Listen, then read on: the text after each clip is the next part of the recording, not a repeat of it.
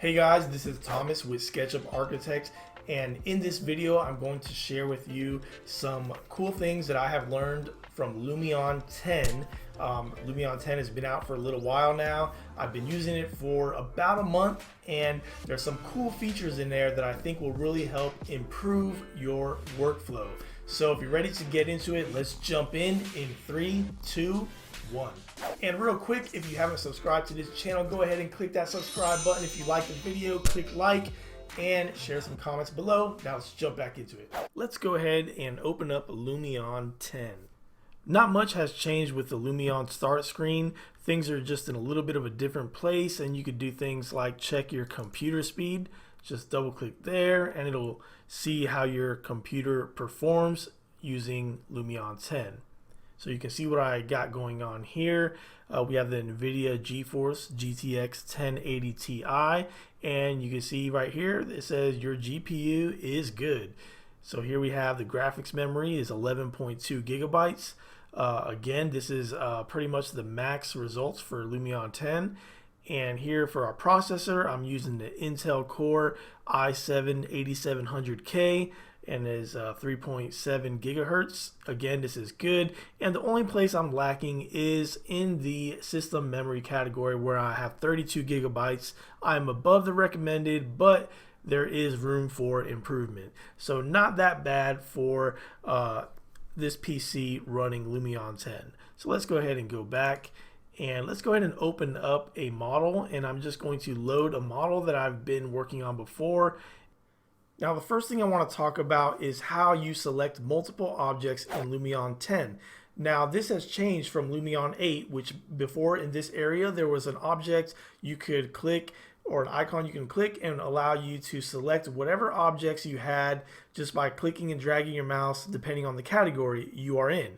Now with Lumion 10, what you have to do is hold down the control key and then click and drag your mouse to create a square over the objects that you want to select. Now you can also move your mouse either way, and you can deselect those objects outside of that square. So, and once you have these selected, you can use the move command and you can move them around, and I'm gonna just undo that. And then when you're done, you can also just click that deselect all icon and you will deselect everything. So just some little changes in Lumion 10 from Lumion 8 on selecting. Now one more significant change that I noticed with Lumion is when you select an object, previously if you were to right click twice, you can zoom into an area wherever your mouse is pointing. You would be able to kind of zoom in that. Let's say if it was farther away, it'll zoom in some. Now if I select this object and I double click, if I double left click twice, it will zoom to the extent of that object. So let's say if I have another object, let me see if I can find one. Let's click here, and it was going to this lamp over here.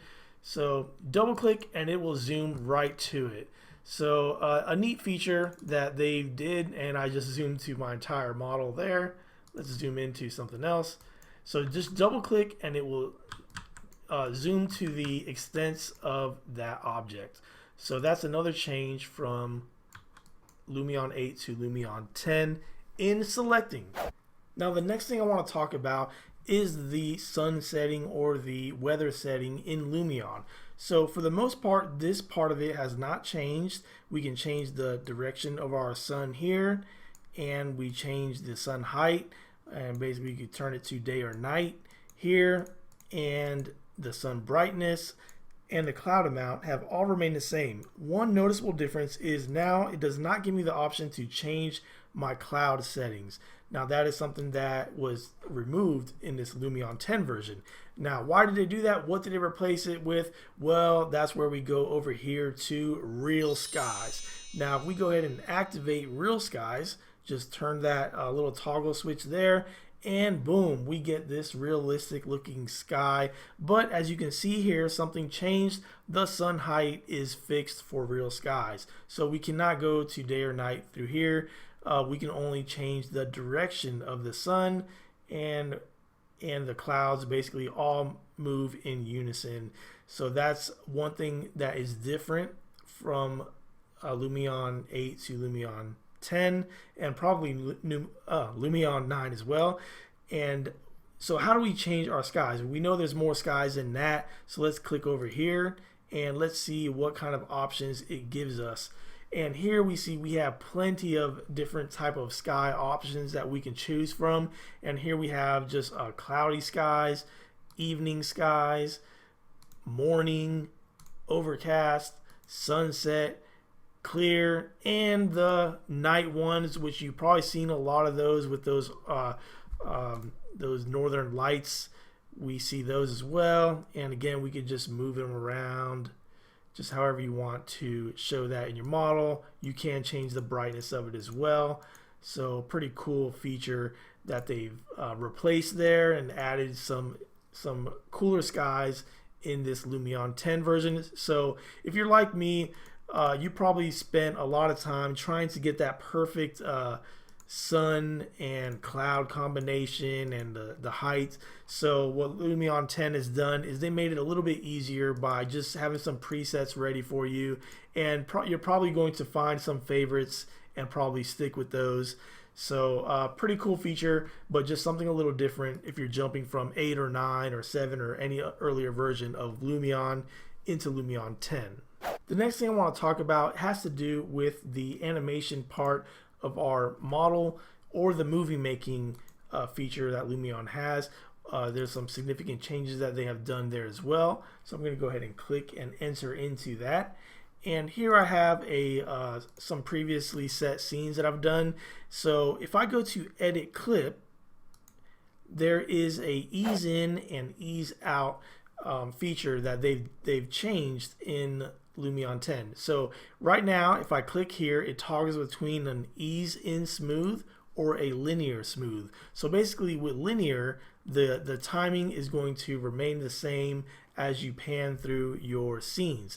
Now if I click the ease in, it's going to kind of start off slower and then speed up, and then it's going to do the same towards the end. So here you can see your scenes are divided into two, with this first half and the second half.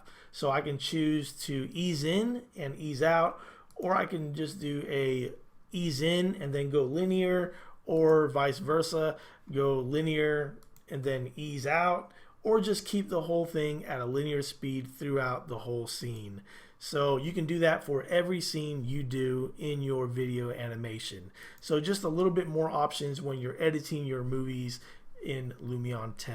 Now the last thing I want to talk about, and I know there's a lot more interesting features of Lumion 10, but I just wanted to touch on a few of them in this video. So the next one I want to talk about is in our effects category when we are in our photo rendering window. So if I go to effects, and we're going to add an effect in this category of artistic 2. So something new that they've added is AI artist styles. So let's click there, and here it opens up a window here, and I'm going to go ahead and click here, and we can select an artist style. So each one of these styles is based on just a particular art genre, I guess you could say. So here's Monet style, Picasso style, so just all kinds of different types of artistic styles. So let's try this Picasso style. I'm going to click on it, and of course I don't see anything yet because I actually have to render it to see that. So I'm going to go ahead and just leave it on there. It doesn't give me any other options to manipulate that style, so all I could do is just go ahead and render it.